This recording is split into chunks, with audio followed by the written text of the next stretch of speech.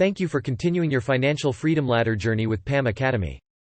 This video is all about emergency funds. This is our safety net and security in times of uncertainty. You have a peace of mind if something happens, such as job lost, termination, car breakdown and house repairs.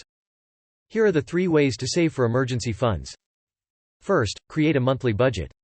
I know many are not fan of budgeting, but it really helps. You won't be able to save for emergency funds not knowing what are the cash inflows and outflows in a month. Start with a simple budget. Second, increase your income. Don't be blindsided if keep cutting your cost, but the reality might be the income you are receiving is not enough to cover your monthly expenses.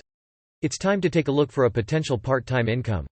It could be online selling, legitimate multi-level marketing, drop shipping, freelancing, even blogging. Lastly, leave below your means. If you are able to increase your income, it's now the time to save the extra income from side hustle to your emergency funds. This easier said than done. But we believe in you. You can climb on the next ladder. Welcome to Financial Freedom Ladder Club. Click the subscribe button and follow us.